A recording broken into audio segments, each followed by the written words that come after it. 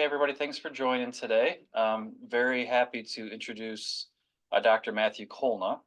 Matt is our graduating fellow in advanced heart failure and transplant cardiology at the Yale School of Medicine. He'll be moving on to East Carolina University, where he's joining the faculty there and will begin his practice in advanced heart failure. And today he's going to be talking to us about heart failure classification scheme. So Matt, thanks for agreeing to do this talk, and I hope everybody enjoys what he has to share with us. Oh, my pleasure, Dr. Basie. Thanks for asking. Good afternoon, everybody. I've been tasked to talk to you about the classifications of heart failure. These are the objectives. This is a very large topic to go through. We can spend many hours talking about each individual one of these. So I'm just going to try to hit the highlights and kind of some of the talking points that we should all know as we move through our clinical journeys here. Pre-lectures don't work, but that's okay. So the definition of heart failure, first and foremost, it's a complex clinical syndrome, right? You see these patients ranging with age, disease severity, and symptoms. And it's a clinical process that has signs and symptoms basically of structural or functional impairment of the heart, whether it's the LV or the RV, and then the inability of the heart to eject blood fully to meet the demands of the system. And so we're first going to talk about the stages of heart failure. As we know, these stages go from stage A through stage D, and we'll talk about each individual one of these throughout this talk today. So I'll start with stage A. And basically, these are patients that are at risk of developing heart failure. It's, lifetime risk of heart failure is about 25% in the general American population, slightly different depending on race and age and kind of what exact population you're studying. But I think it's important to keep in mind that over a quarter of the population are at risk or can have risk of developing heart failure in their lifetime. CAD is the major risk factor for heart failure, and I think we have seen that in our practice. But also hypertension is also one of the major contributing factors to our risk or heart failure populations. With CAD specifically, we saw that a 5-year risk of heart failure was about 7% and 12% in men and women respectively. And that may not seem a lot, but if we take into account the amount of people that have coronary artery disease, that becomes a significant population. Some of the other risk factors, just looking at the pie charts here, hypertension is a big swath of that, like I said earlier. Elevated systolic and diastolic blood pressures are major risk factors for development of symptomatic heart failure. And hypertension control ultimately reduces the risk of development of heart failure, although the magnitude of benefit varies depending on the patient population that's studied, the target population, and the exact criteria of heart failure that was used. But for instance, I think a very well-renowned study is the SPRINT trial published in 2015, basically found that a systolic blood pressure goal of less than 120 decreased the incidence of heart failure by 38% and mortality by 23%, compared to the standard blood pressure at the time of 140. And subsequently, meta-analyses have shown that blood pressure control greatly reduces the risk of heart failure, and in the meta-analysis, about 40% reduction in heart failure events. So what does this really tell us to do? Is we must treat hypertension aggressively. Hypertension is probably arguably the most modifiable risk factor for heart failure, in that the interventions that treat hypertension also will help treat CAD, diabetes, CKD, more obesity, and sedentary lifestyle as well. So all those risk factors that are targeted towards hypertension also reduce the risk of all the other risk factors. And what are those risk factors? I have them labeled out here. I'm not going to go through every single one of these, but it's just important to recognize there are a lot of risk factors for heart failure. Some of these we can intervene on, some of them we can't. But I just encourage you to look at all of these later and try to focus on your patient-specific risk factor modifications. This is straight from the guidelines of the 2022 HFSA guidelines. and basically breaks down to 5 guidelines that are essentially reduced risk factors. And if you pay attention, it's basically hypertension and diabetes that they have their main focus on. But, that's all well and good, but how do we identify patients that have begun to slip a little bit, have begun to go from stage A to stage B? Well, like their 2A recommendation is we use BNP. And I know we have been taught and been heard that we don't really use BNP as a marker that we follow longitudinally. It's more of a prognostic diagnostic tool, kind of a snapshot. We'd like to see a downtrend with therapies, but as we know that targeting a BNP level didn't really have any benefits of patients from the current guidelines, or current studies rather. But there was the STOP HF trial that did look at taking people that have essentially stage A heart failure, those at risk with hypertension, diabetes, or known vascular disease, and tested a BNP. Those that had a BNP over 50 were then essentially got an echo and a cardiology consultation. And what they found was that the endpoint of LV dysfunction, systolic or diastolic, with or without a new diagnosis of heart failure, was reduced in the patient population that went down the elevated BNP, echo, and cardiovascular assessment. There's also been other studies looking at this as well, and basically what it comes down to is treatment of the risk factors aggressively. If you look at the STOP HF trial, that was probably one of the biggest studies looking at this. Basically, those that had elevated BNP, they got more aggressive therapy. They got more antihypertensive meds. They got more education on their risk factor modifications. We primarily focus on the RAS system, but if you read the trial in its totality, they just got more aggressive risk factor modification than those that did not go down the intervention arm. So basically, we just need to do a better job of treating these high risk patients and try to reduce the risk factors as much as possible. And it's unfortunate that stage A is a treatment point for these patients, but let's kind of be honest, preventative medicine in the United States is not the best. And so a lot of patients are ultimately getting diagnosed with heart failure kind of in that stage B range. And I think we all inherently know the definition of stage B. It's the asymptomatic LV dysfunction. But what exactly is the structural heart disease and elevated filling pressures? It's a little vague just reading at this chart, but luckily we have done extensive research in this area to try to figure out what exactly does this mean. And if you look at the supplemental material for the 2022 heart failure guidelines, it kind of teases out a little bit about the structural heart disease and elevated filling pressures. And so morphologically, the LV wall thickness is essentially looking at LVH. It's basically the definition of LVH, which ties back down into hypertension ultimately. The other morphological things here, the relative wall thickness and the other signs, are a bit nuanced if you're not reading echo all the time or not doing this on a daily basis.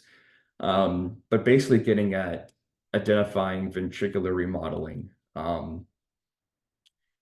The systolic function, bread and butter, LV ejection fraction, it's in our guidelines. It's the thing we do every single day. But what's nice about this is one of the first guidelines that really looks at incorporating global longitudinal strain, or GLS, into the definition of dysfunction. I know there's a lot of studies out there, especially in the valvular world, starting to look at strain, but this fully defines LV dysfunction with strain. Diastolic dysfunction, that's a multi-hour lecture in and of itself, but this is basically just straight from the ASE echo guidelines. And then elevated biomarkers like the STOP HF trial showed, with the caveat being they're non-specific. As we all know in CKD, they're elevated in general. But it's important to recognize that all of these can incorporate some level of LV dysfunction. And so heart failure develops as the accumulation of these risk factors progress to LV dysfunction, the neurohormonal activation, like I said before, focusing on the RAS system and the sympathetic nervous system, that ultimately leads to ventricular remodeling and development of symptomatic or LV dysfunction and ultimately symptomatic heart failure.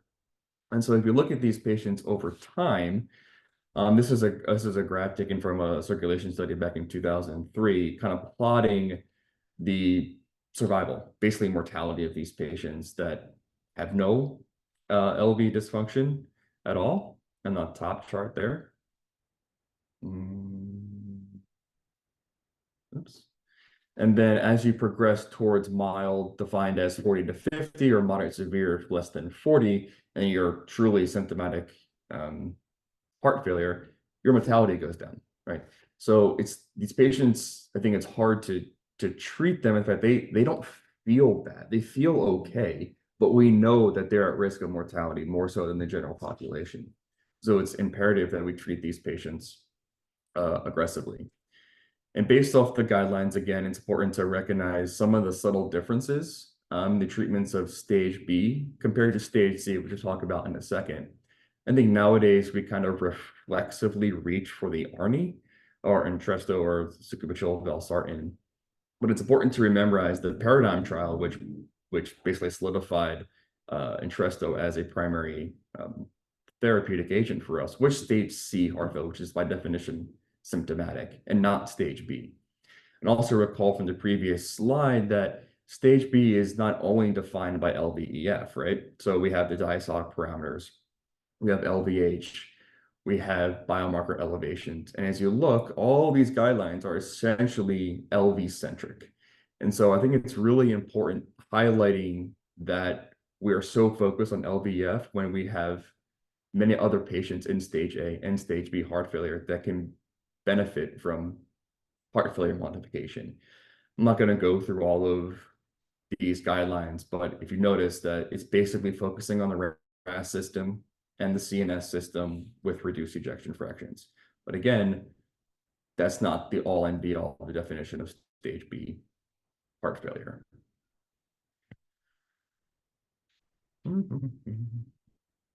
Okay. Stage C. Now, this is our bread and butter heart failure, the thing that we do on a daily basis, spend hours and hours a day treating, talking to patients about. I could spend 7 hours talking about this topic, so I'm not going to.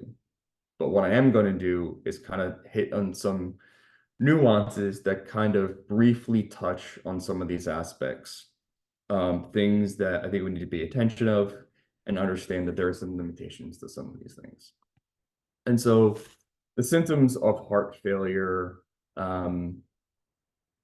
we see every day, but they can be nuanced as well. So obviously the history and physical, like I said earlier, it's a clinical, heart failure is a clinical diagnosis with the help of diastolic or diagnostic parameters. So common symptoms, the dyspnea, the orthopnea, fatigue, edema.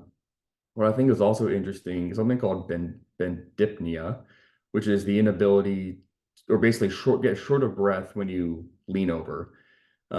It's particularly helpful. It's actually pretty sensitive for elevated filling pressures of the left and right side. And so more so than your orthopnea or your just true dyspnea. And I think we think about edema as one of those very specific signs of heart failure, but actually it's not. The only really specific signs for heart failure, things that you see on exam, is that elevated JVP, the hepatojugular reflex, and an S3. Although, as we know, hearing an S3 might be difficult at times. And the heart is essentially enlarged based off the LV remodeling. So you do have a lateral displacement of your apical impulse. And then some of the other things that we think about that are present, but less specific, is the weight gain or weight loss, right? So we tell patients that check your weight every day. If you go up by 3 pounds, that could be volume, but also weight loss, right? We all see cardiac cachexia. They can be tachycardic, which is probably an ominous sign if they're that tachycardic. Irregular, a lot of these patients are predisposed to atrial arrhythmias and ventricular arrhythmias. The narrow pulse pressure, I think we use more so in the hospital. We're looking at the shock population, but we see these patients every day in clinic. If we notice this narrowing of that pulse pressure, that might be an ominous sign. Again, these patients can have pulmonary rales, rhonchi, but presence of edema, pulmonary symptoms, or pulmonary signs of rales and weight gain are pretty low. These happen for a lot of different reasons, and the absence of these does not necessarily exclude the diagnosis of heart failure. I think we've all recognized this in our practices that, people can come in just feeling short of breath. They don't have any edema, their chest x-ray looks okay. You end up doing a right heart and their wedge is 30. So it's important to recognize not to exclude heart failure just based on a physical exam. It helps you if it's there, but if it's not there, it may not be as useful. And so once you diagnose somebody with symptomatic heart failure, we kind of go from the stages into the classes, right? So this is stage C heart failure that is further subcategorized by classifications. And so the NYHA class is progressive, like the stages, but unlike the stages of heart failure, the class is dynamic, meaning that the patient can move up and down this scale based off treatment modalities, progression of disease. But the stages of heart failure are only in one direction. Once you become symptomatic, you will always be stage C, even if with treatment, I get you back to class 1, you're still stage C, class 1 heart failure. And so this classification scheme, it's imperative that we classify our patients based off the NYHA symptom scales, because they do have morbidity and mortality indications or implications, as we'll talk about later. But as you've noticed, this is a very subjective feeling, right? If I talk to a patient, I may say they're class 3, you may say they're class 2. And then we also seen that our patients have downplay their symptoms all the time. And so is there a better way of teasing out their symptoms? And of course there is. There's a CPET and a 6-minute walk test. Now, the CPET is relatively labor intensive if you've never seen one done, and it's not available anywhere. It does take special equipment and special training, one to perform and to read the studies. But the 6-minute walk test can be done in clinic. It takes 6 minutes, and all you're really doing is measuring how far the patient can walk in 6 minutes. And so a systematic review of about 14 studies found the 6-minute walk test correlates pretty well with the peak VO2. The peak VO2 we get from CPET and is the ultimate decider on functional capacity, and I'll talk about that in a second. And so the 6-minute walk test does correlate pretty well to your VO2. And a distance walk during the test has been associated with prognosis across kind of levels of heart failure. Basically, a heart failure or a 6-minute walk test less than 300 meters, which if you do the calculations, about 986 feet or about a little over 2.5 American football fields, correlates to NYHA classes 3 to 4 and associated with their worst 3-year survival free of a heart transplant. And so if your patients can do more than 300, not that they'll be fine, but that's kind of the dichotomized point that you need to really start thinking about advanced therapies in your patients that can do less than 300 meters. Moving away from that, I think the ejection fraction is what we kind of center our heart failure treatment around. We are a very heart ejection fraction centered disease. And if you look, this is kind of in 2018 when they first kind of came out, we had 2 heart failure with reduced ejection fraction less than 40 and PEF more than 40. Now in the newer guidelines, you've kind of seen differences in that mid-range ejection fraction. And this is showing that you can pretty much go up or down through these heart EF trajectories based on treatment modality.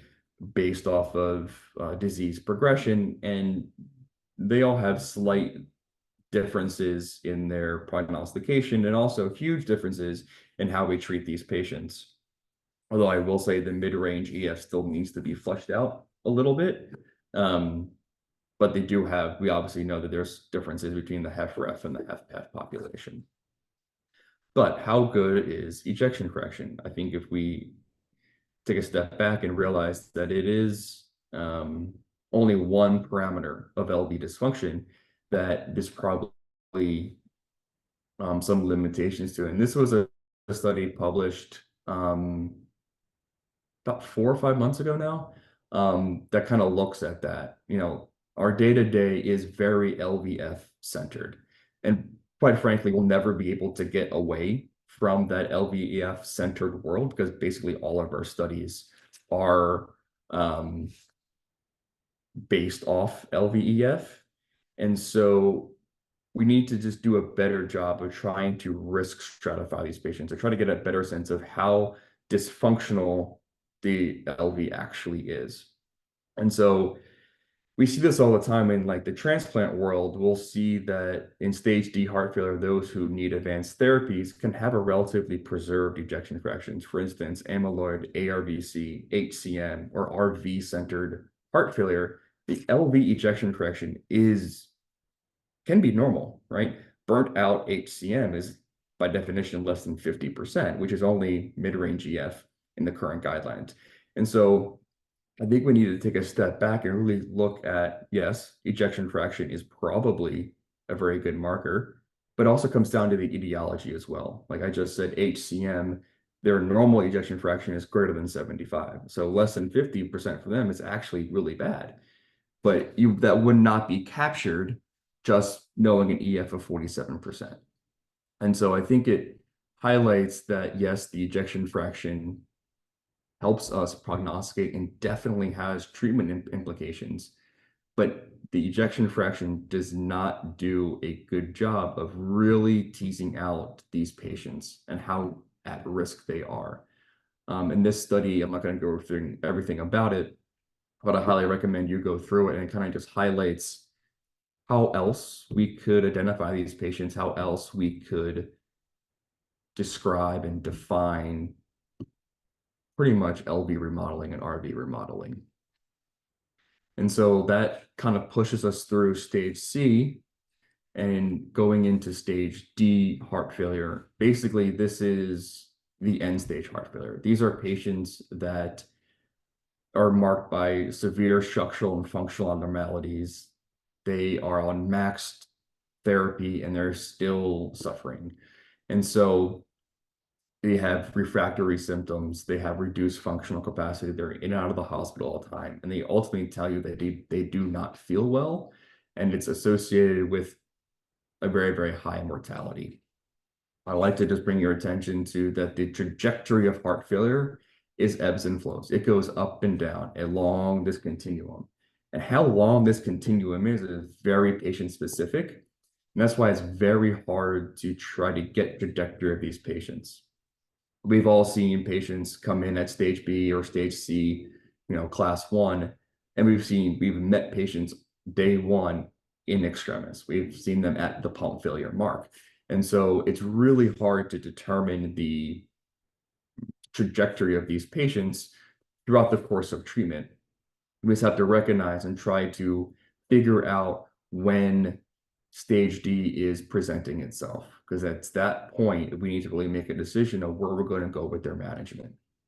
And a good way to do it, we've all heard about this, is the I need help mnemonic. Now, some of these are more obvious than others. If you need inotropes to beat a median milrinone to keep you stable, yeah, you have stage D advanced heart failure.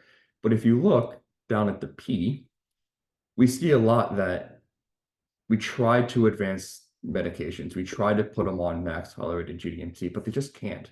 They get hypotensive. They don't feel well. That's also a sign that they're running into problems. They're developing stage D heart failure. We target low blood pressure. We're okay in the 90s. But if they're less than 90, can't get on therapy, and they still feel bad, then there's something we're missing. We need to do some investigation to figure out what's happening.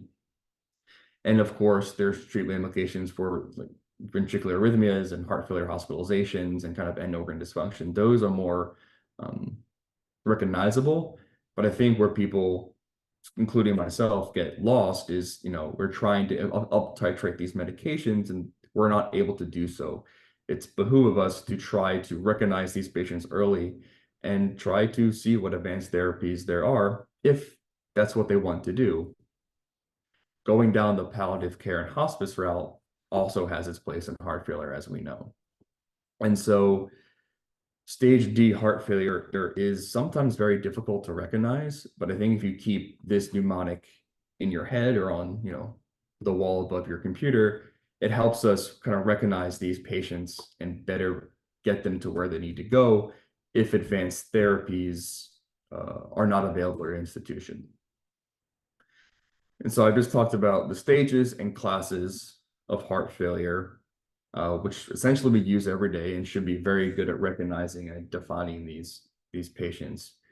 I'm going to switch gears just a little bit into more of the advanced therapy world, talking about some other classifications that have prognostic and treatment implications for our patients as well. So the first one is the Intermax profiles. Also sure you've heard about these. And so basically what it's trying to do is give more granularity to the stage C, stage D heart failure patients that we'll see in a second are sometimes difficult to risk stratify. And yes, they've had risk models given up. The Seattle heart failure model is one, MAGIC is another. But as the disease of heart failure progresses and you get more and more symptomatic and go towards that end stage, these risk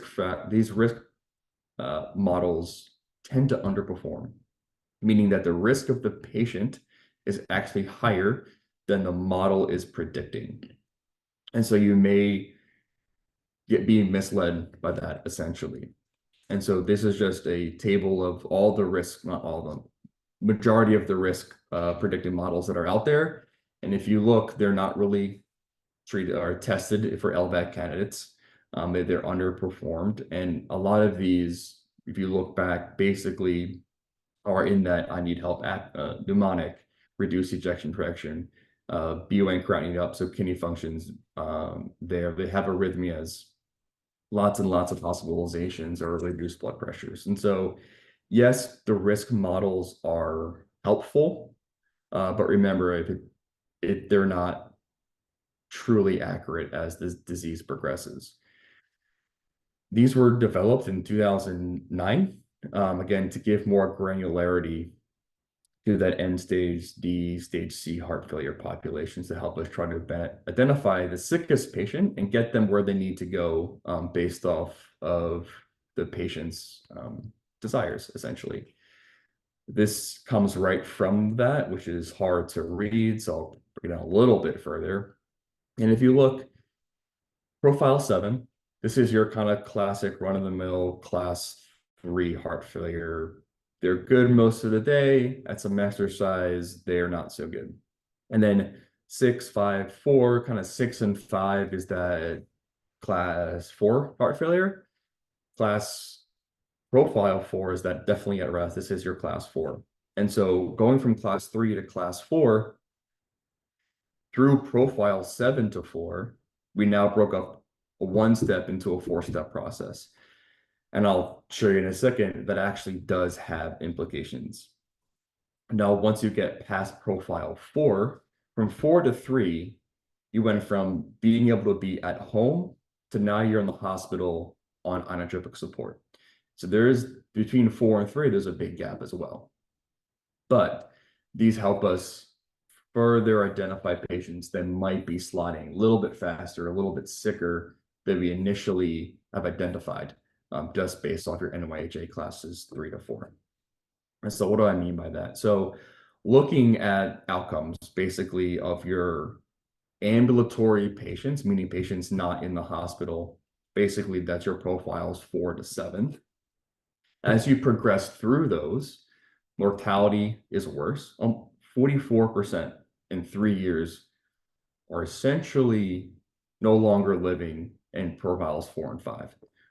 There's a lot of patients. And then hospitalization rates, as you can imagine, the more symptomatic you are, the more likely to go into the hospital. And that's just teased out here. And so if you look, this is compared to stage C, right? So this is all comers to stage C, I recognize, but primarily 2, 3, and 4 are not going to get symptoms. So stage C is great.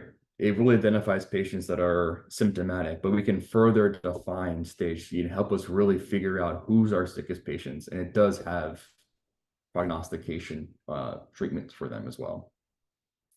And so, like I said, back up here, if you go from basically your jump from 4 to 3 is now you're outpatient to now hospitalized.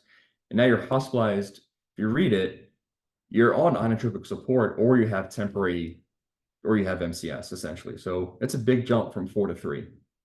And then 3, 2, and 1 is also cardiogenic shock and you're just sliding. And so there is some granularity work that can be done between the 4 and profiles 4 and 1 as well.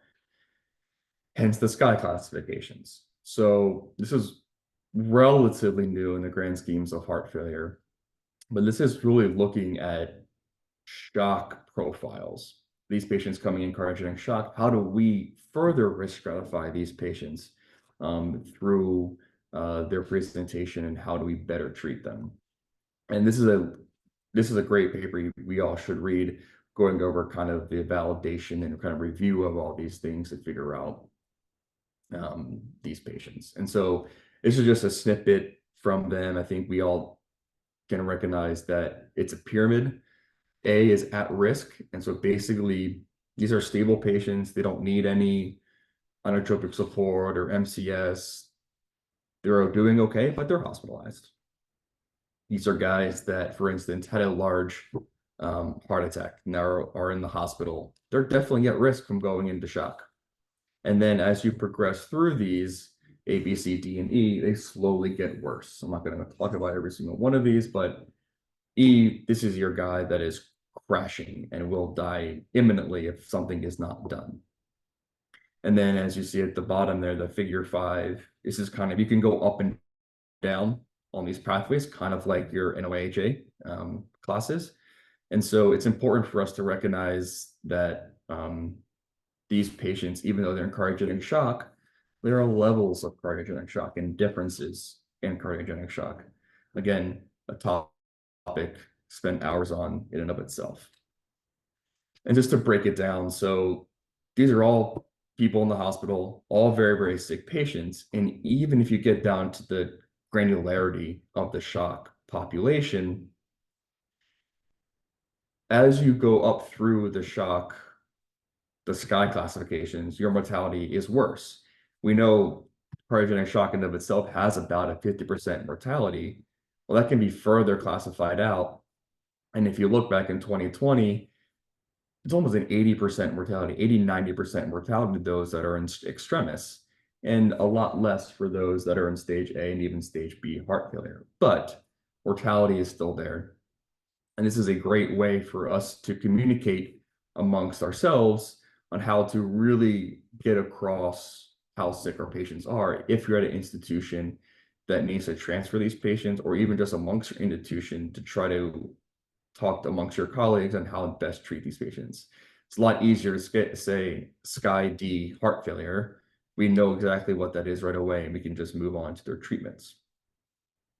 And so in conclusion, heart failure stages are progressive but not reversible. You'll slowly go through A through D, and the classes in themselves are reversible.